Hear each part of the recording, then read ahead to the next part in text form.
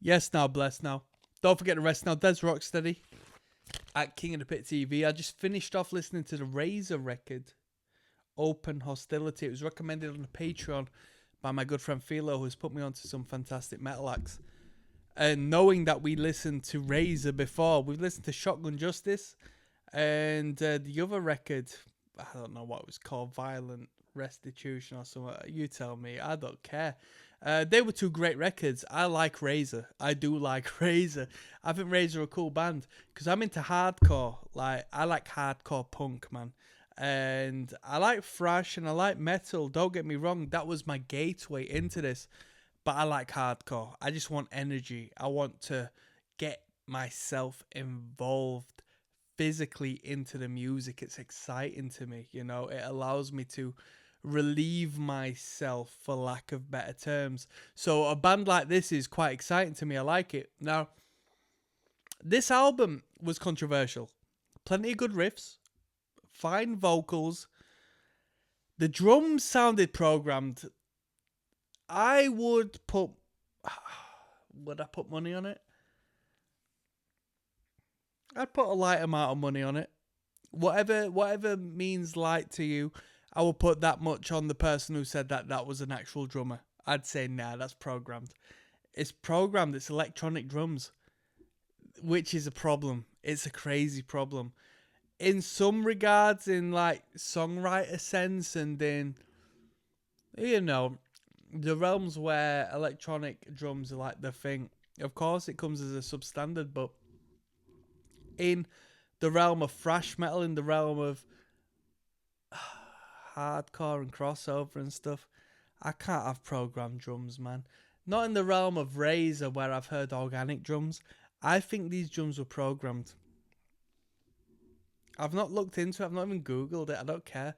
You tell me if I'm wrong. Like I said, I'll put whatever you consider money on it.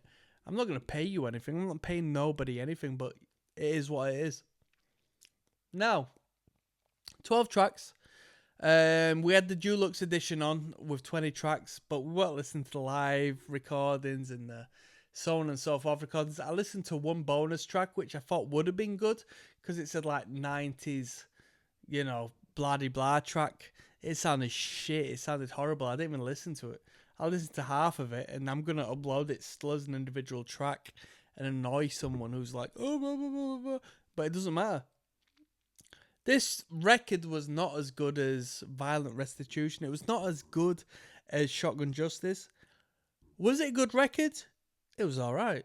Yeah, a couple of good riffs. I felt like it lacked the intensity that I heard on Shotgun Justice. Violent Restitution, I don't remember it as much as Shotgun Justice. Shotgun Justice was like a real standout record to me because I heard it and the artwork was crap. But that crapness of the artwork actually created a great connection with the music, which was hardcore. You can say it's metal, it's thrash metal, of course it is. But to me, it was hardcore punk. It was fast, aggressive, incredible energy. But it was performed by musicians that could perform to a standard of that tempo consistently, at least on record, to a degree where I was amazed at it. And I've heard a lot of things. But that was a great record to me. This, we're straying away, we're reeling back that idea of intensity, and I've struggled with it. So I'm not going to rate this record out of 10 because I don't know what I gave the other records, but take Shotgun Justice, detract 3 points from what I gave that record. And that's not to disrespect this record because I like Razor. I love Razor. Bro, if anybody asks me about Razor, I'll say that's a cool band. But I'll tell you what, half of it's to do with the sounds of the drums. The sound of the drums doesn't tickle me right. And if it's an organic drummer on this record, the sound engineer did them dirty, man. They did them dirty because it sounds programmed as hell. I'm not going to lie to you. I'm signing out. Bada bing.